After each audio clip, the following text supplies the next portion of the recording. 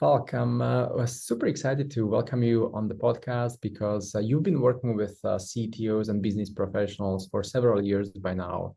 You and your agency takes over their LinkedIn profiles and you do some magical stuff with those profiles to help them get more visibility, more leads, more clients, especially when we are thinking about fractional CTOs, for example.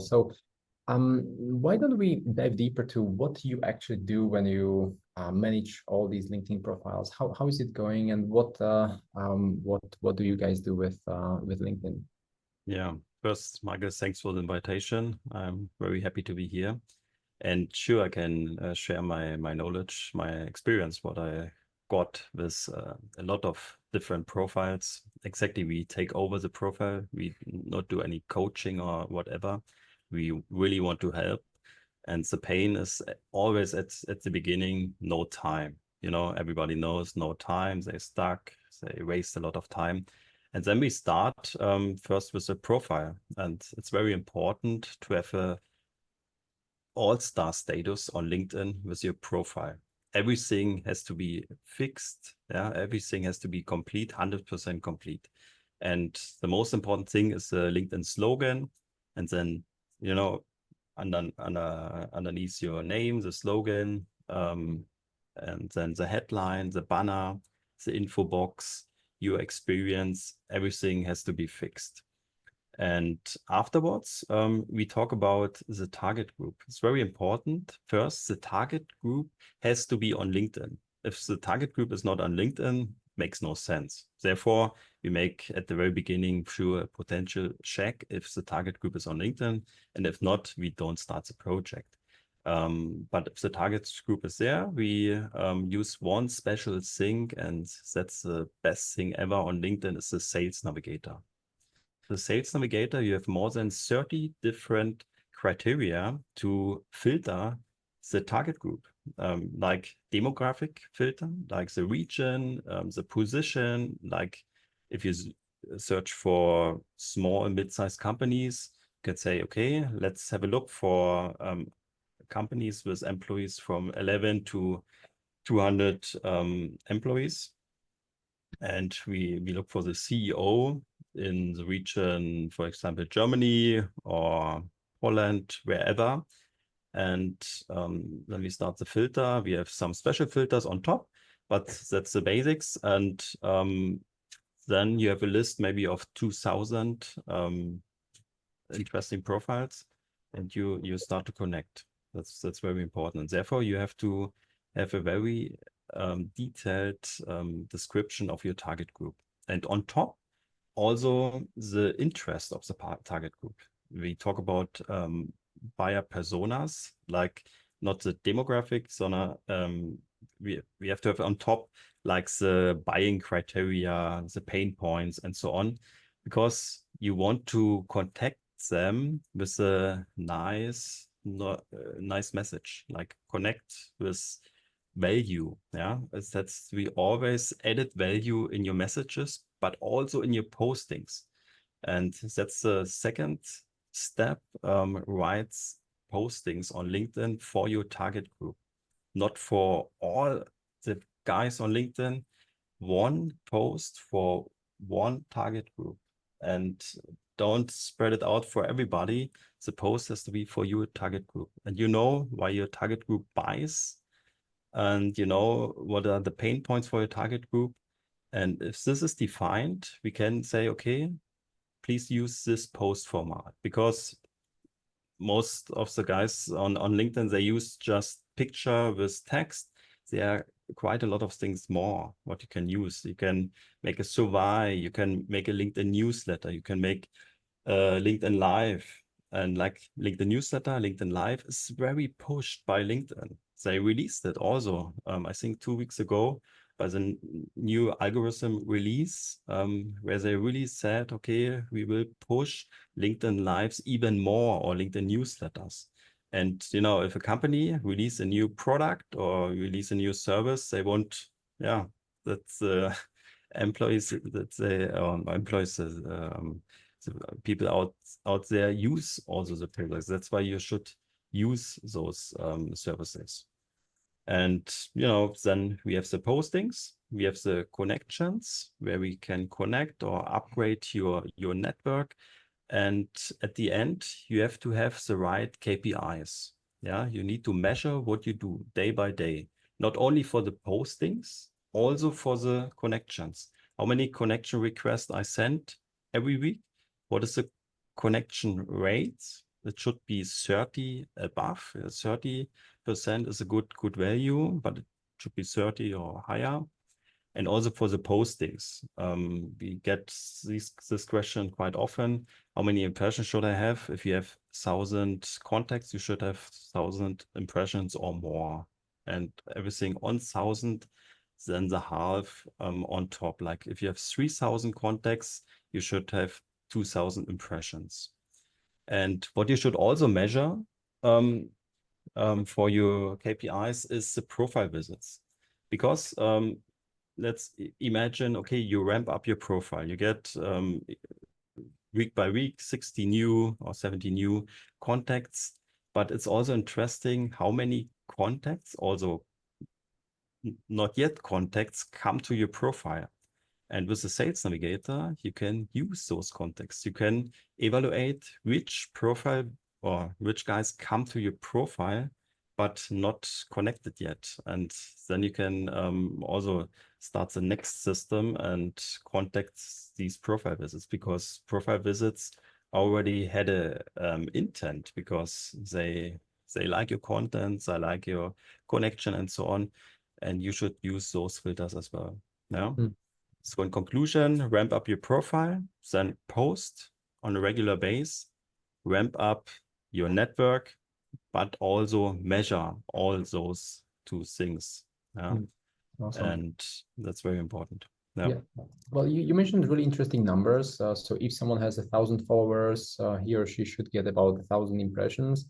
Would you say that with the higher number of followers or connections, the number of impressions also increases? Because, for example, on my profile, I see the other trend. Like I have about 3,000 followers, but I get much fewer impressions, which almost looks like it goes the other way around. You know, the more connections I have, the fewer people actually engage. Is it just me, or is it something you've seen with other accounts as well? Yeah, it's very good question. Sometimes we have clients with 10,000 contacts. They come to us, and then we need to activate those contacts. And the first question is always, how did you get those contacts? And some of them say, I just clicked.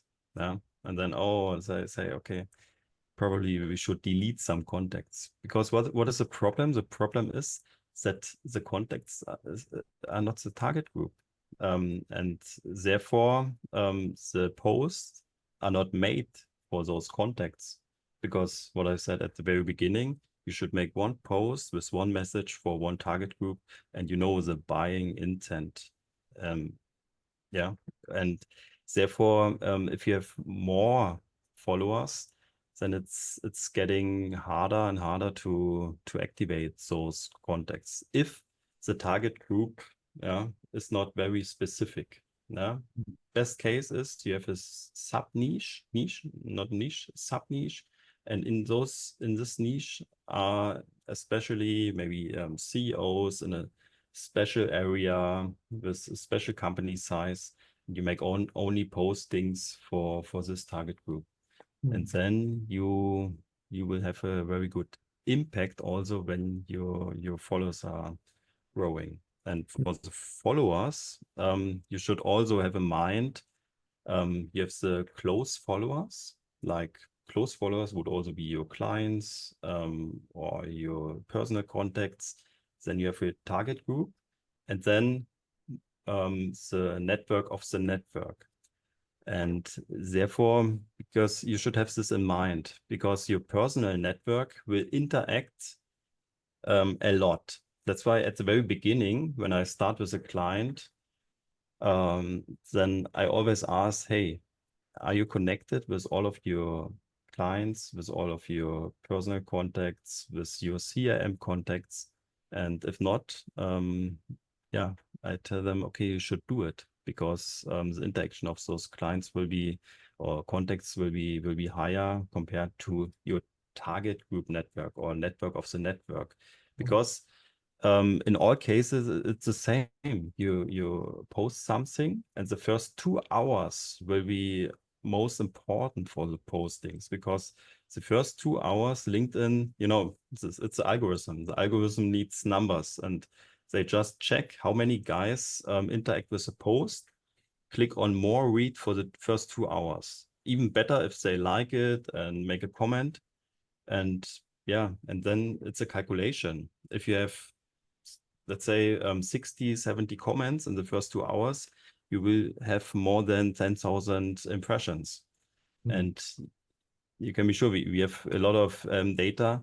It's really like this. The first 2 hours, if there's a lot of interaction, the post will work very, very good. And therefore, it's also important to post on the right time, like in the morning. It's best time in the mid of the week, in the mornings, like 8, 9 a.m., because then you have the first 2 hours in a very active time slot, let's say like this. For some guys, it's also good in the evening, but in general, also we have a lot of statistics from ourselves, from our clients, but also from other statistics. And it's always the same that the average says post in the mid of the week in the morning. Yeah. And then you have to have a lot of interactions. Yeah. Interesting that you mentioned just a while ago with these people who are not the target group. Like in my case, for example, with these 30,000 connections, you are right, probably half of them or even more are people who sent me a connection request years ago, and I haven't really, I don't know them. They just send me the connection request, but they are not my target group. So would you advise to trim the list at first before you start really doing this LinkedIn campaign? Yeah. I really would do it somehow if this spread is too big. Like if you have 30,000 contacts and only 5,000 contacts are your target groups, then I would really go for it and trim the contacts, make it very sharp, and then you will have also a better interaction rate. And the posts are made for your target group, and LinkedIn has to measure how many percentage of your contacts interact with the post. But first, also the post is distributed to 10-15% of your target group and of your contacts. And imagine if those 10-15% is not your target group, you will have no interactions. Yeah, worst case, they also check if who has interacted before with postings and so on. It's not always other 10-15% of your followers, but it's always like this. Interesting how the algorithm works, and once you understand it, you can really take action the right way. And speaking of these posts, so what kind of post should a CTO who is potentially looking for a job within the next 3 to 6 months, what kind of a post should he or she post? Is it a post more controversial, or is it a post about family stuff, personal stuff that probably get more interaction, or is it some professional, very technical stuff?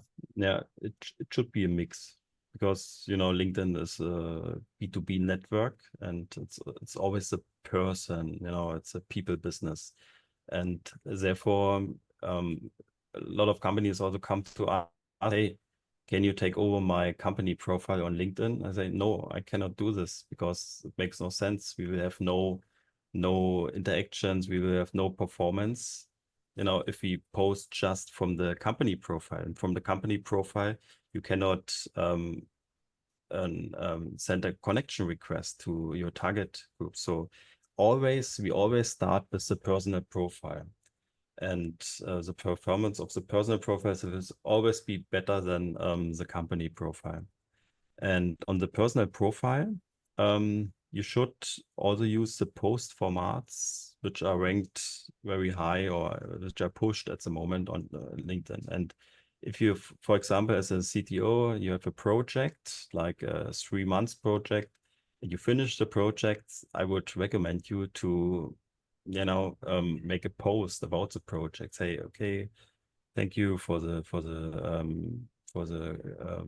yeah Community. project that was running very good. We achieved our targets, and also include maybe the employees of this company, and try that they interact with the post, because then the post will be sent to the network of the network, so the network of these employees, and it's also very good for your authority, also for the trust, credibility, and you have a testimonial. It's very important also to have testimonials, and with this post you would catch all of these points. And also have a mix on your personal profile with personal content, but also technical content, for your authority, for your that you show that you are the expert in this field, but also show how you work, how about something about your mindset. It should be a mix, because they want to work with us. They ask you to be a CTO for 6 months to help the company, and therefore it's again a people business. They want to have a person who is nice, who has the same values maybe, and therefore it should be a mix of content formats. Interesting, very cool. And if we could go back to the connections and outreach that you mentioned with Self-Navigator or without, it's kind of straightforward for fractional CTOs who may be looking for a short-term job. Usually they kind of work for clients, they position this client work, they are looking for clients. But people who are looking for a full-time job, they are looking for a full-time opportunity to join some of these companies, high-tech startups, scale-ups.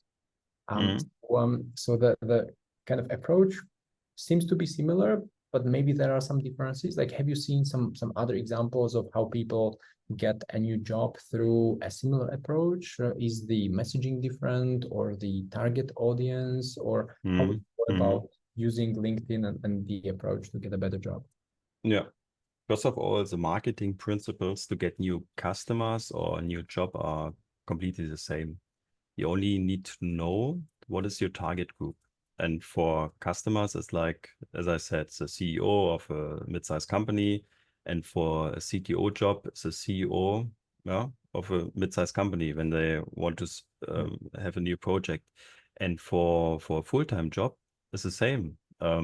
You only need to know who's the people I have to speak. And for me, it's very surprising that that very limit, or only few people use this opportunity to write a message to a CEO or to a head of HR of a company. It's very easy. You only need to know the company, and then you can filter on LinkedIn the position and write them a message. And I know from my experience that only few people do it, but you should do it, and it's very easy, and you will be surprised how easy it is to really get in contact to CXOs.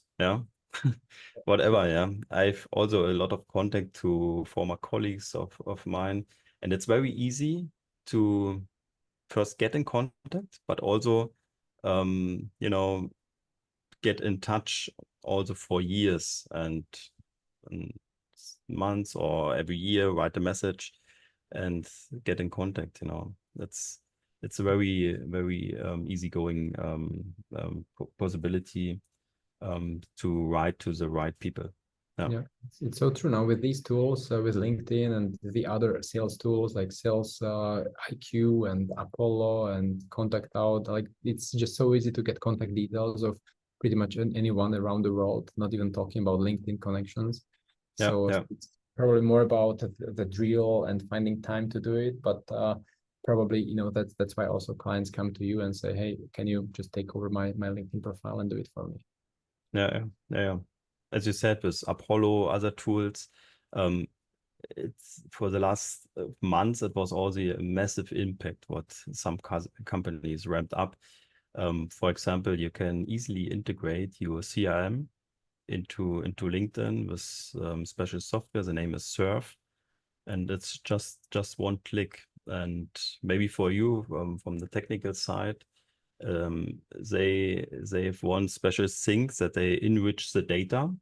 They use first the LinkedIn data, but they also use a special algorithm with a waterfall system to enrich the data from all those other softwares like Apollo, etc. And Wow. then you start first with the LinkedIn request, have a LinkedIn conversation, but you can also enrich the data and hand over or get the telephone number or write them an email, put them into your CRM. You can make a complete system out of it. But the surprising thing is also for very big companies that the first contact is always at LinkedIn.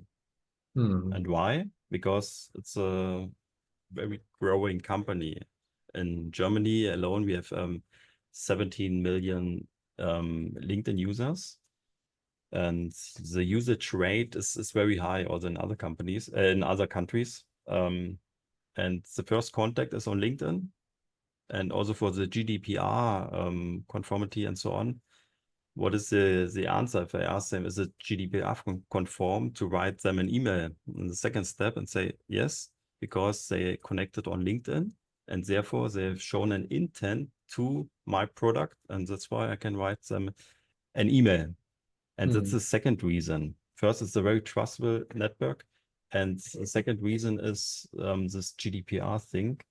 That's why a lot of companies do the first step and then do other things like cold calling, emailing, and so on. Yeah. Interesting. And since you operate in the DACH region, there used to be also this other network similar to LinkedIn, Zinc, or what was the name of it? Yeah, I I think does it almost forgot the name. Yeah. Oh, No, okay. It's not really a just thing. joking. Yeah, it's a thing. I think had a quite a hard time because Sing is only for the German. It's with German language, and Sing, I think, completely concentrated now on recruiting and events. But the growing rate of Sing is very limited. It's even decreasing, I think.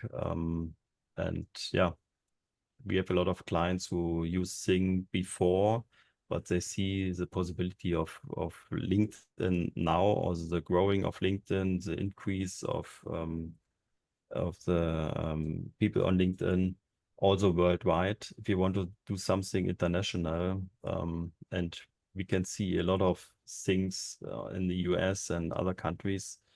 And if you go to US and you want to hand over a business card, they ask you, hey, what are you doing? You just give me your LinkedIn profile. And, there will be even more in the future. And LinkedIn uses now also advertising on TV. So the increase of LinkedIn followers will be even more in the future. Yeah. Okay, so let's focus on LinkedIn then.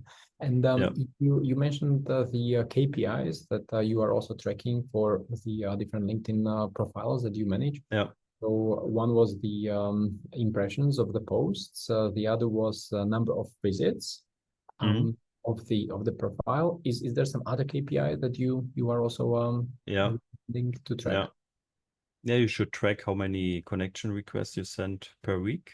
And then also the second messages, we say a qualification message, the second message, how many that you send out, and then also the contacts. Because if you measure only the connection request and the second message, the other contacts who ask you to connect are not included in the first two numbers. That's why you should also integrate or measure your contacts. And the third value is the connection rate. It's a number out of the first two. And profile visits, I already mentioned it, and impressions. But the most important value is the value leads and follow-ups. Leads is always, for us, it's a telephone call, Zoom call like we do now, or physical call or physical meeting, and follow-ups. Leads and follow-ups, because that is the outcome. That is most interesting value also for our clients. And leads is quite clear. You make a call, and maybe you make business with the people on the other side. But follow-ups is sometimes not really grabbable. Let's say it like this. And you should really implement also a follow-up process. And therefore, what I said before, with the emailing, but also with save potential clients on lists, you should have a follow-up process. That's very important, and therefore you can imagine that it makes a lot of sense to implement a monthly update, like a email newsletter, where you also invite your follow-ups on LinkedIn to this newsletter, and then you are in mind. Like, it's also interesting not only for new customers, also for new employees. If you search new employees on LinkedIn, and you say, or something, say, oh yeah, it's very interesting, but let's talk in maybe 1 year. Okay, I put you on my monthly update, and we can keep in touch. Okay, fits. And that's why it was very important for us also to implement a follow-up process. And therefore, I can highly recommend to implement a kind of process like a monthly update. Yeah. And this monthly update, do you mean by email or within the Yeah. LinkedIn, just to send one more message? Yeah. Best case would be implement the monthly email, monthly update by a newsletter update, by the usage of a newsletter update. This works best because then you are out of this social media, we talk a lot about LinkedIn, but somehow we are also, we are not independent. We are dependent on LinkedIn. If LinkedIn changes the algorithm or whatever, we have a problem. And that's why also for our sales funnel, LinkedIn is perfect. We have very good contacts. We can qualify them, but at the end, we want to make business, also with the follow-ups, and therefore, best case, put them on newsletter and sell with your newsletter. I know it's not easy going. It's not the fast lane. You need to ramp up this process, takes sometimes months, years, but you have to have long time goals, and therefore I have to say it. Yeah.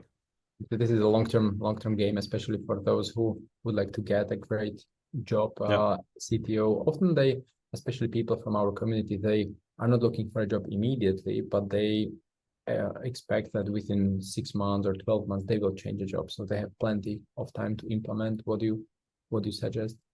And if someone is kind of ready to make a change, let's say within 3 or 6 months, and the person starts sending invites as you suggested, then after the connection request, there is this qualification message. So what does the qualification message for someone who is looking for a job look like? Is it something like, hey, are you looking for a CTO? That sounds a bit desperate. So what do you suggest?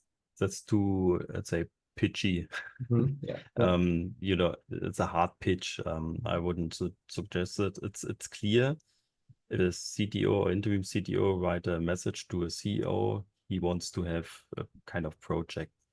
But I would prefer to talk about values, talk about added value for the CD or CEO. Deliver something what is interesting for them, also up to date, and qualify this person. And in the next step, if there's more interest, I would ask about a call. It's also not easy going for some people to arrange a call. For example, if you say, okay, let's have a call. If it fits for you, does it fit next Wednesday, 9 or 10 a.m.? Okay, so then he can just say, okay, 9 a.m. fits, and you can send the call. Yeah, you will get the email. Then it's very easygoing for the CEO. So that's why I would make it always very easygoing for your target customer. Yeah. Also, you can ask them, maybe you have a Calendly link. If not, here's mine. You know, please always not too pushy. If you just say, here's my Calendly link, it's like okay, I don't want to waste time. You know what I mean? Yeah, But yeah. if you make it on a very clever way, I'll say maybe you have a Calendly link. If not, here's mine. For me, it would fit on Wednesday morning. Very good. It's it's very Natural. professional. Yeah. And the conversion rate of people who book the call will be higher than compared to here's my Calendly link. Feel free to book. Yeah, yeah. Yeah. Interesting. Now, when you say it this way, it kind of reminds me the friendly way of talking instead of the chat GPT generated style, you know, Yeah, yeah, and yeah. yeah, It's a that's fun these people days. business, and they will feel it as a real intent. Does this interim CTO really wants to help me? Is good in his business, because the communication is always important. He has to Mm, communicate with the employees in the company, and he is the CEO, and for him it will be very important, or her.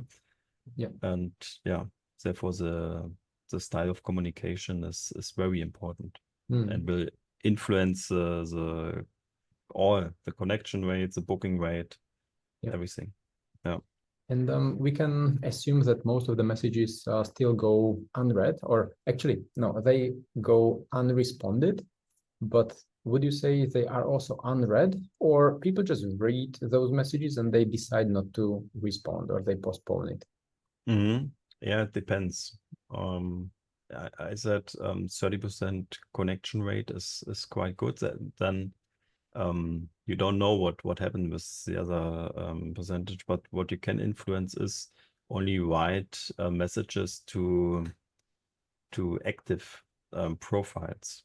And therefore, we have a special procedure which we can use with the Sales Navigator, that we write the messages only to active profiles, or to the most interesting profiles. Therefore, you have special filters like people who posted in the last 90 days, people who changed their job in the last 90 days. It's also important to write messages to them for the second one, to change the job, because out of these statistics, they have 3 times higher buying possibility. Wow, three Yeah, times. Wow. it's 3 times. So you should use such criteria to increase your connection rate, etc. Yeah. And because for the other guys, you don't know what happened, why they didn't connect, because if they don't connect with you, you have no possibility to write more messages. You can write emails, but I would not recommend to write emails. Yeah.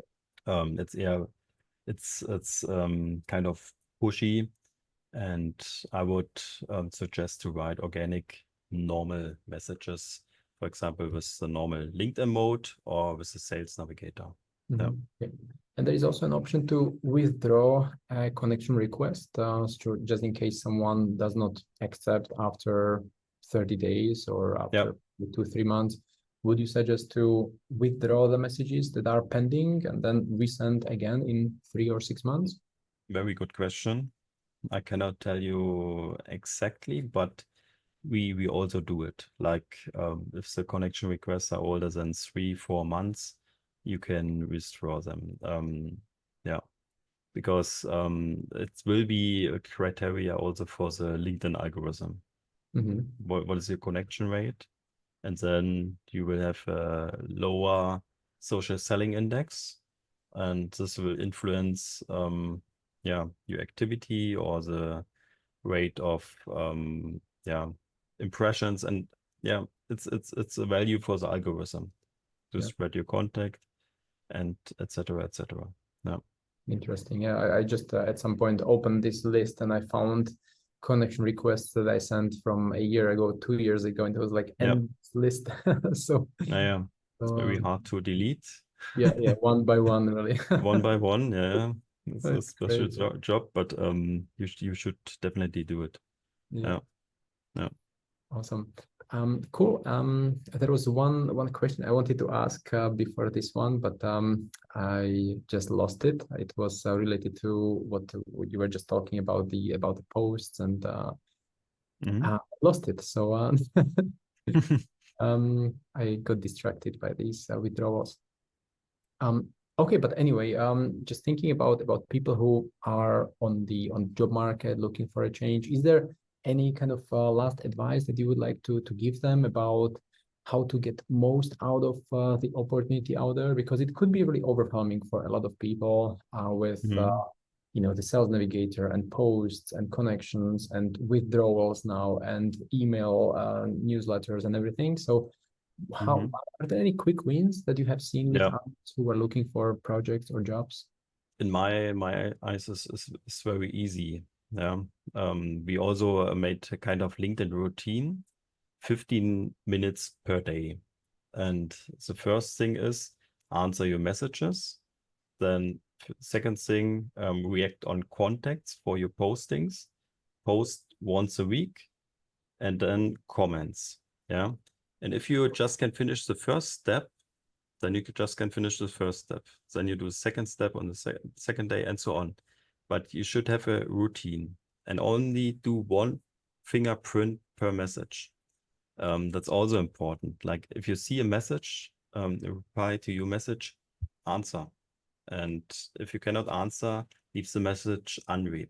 And if you follow this routine, you will have success. You can only grow because the platform is growing, your target group is on the platform, and then it's about to have numbers. Like you should have like 100 at the very beginning, or let's say 10 new connection requests per day. Yeah. And one post per week, and measure what is working, and then do it day by day in your LinkedIn routine. And this will help you a lot, because then the algorithm will be on your side because you're active, you have a routine, and your content will be spread to more people. You will have more interesting contacts because you only connect to your target group, and you should always have this in mind. Make connections every day, make a post once a week, answer to the messages you get on LinkedIn, and measure what is the outcome. And yeah, Yeah, if if you if you do it like this, you will have success, I'm sure. awesome. Very, very actionable insights. Thanks a lot for them. I'm sure a lot of the CTOs who are listening or watching this podcast now, they are already excited about jumping to LinkedIn and sending the connection request. So thanks for sharing all these actionable tips and insights. Yeah, it was a pleasure for me. Very interesting. What you do for CTOs, and yeah, if somebody has a question, just contact me. I think we can put a link to a performance session, and I'm happy to help everybody who has a target group on LinkedIn. Yeah, of course. I would almost ask where can people find you, but it's clear it's on LinkedIn. Yeah.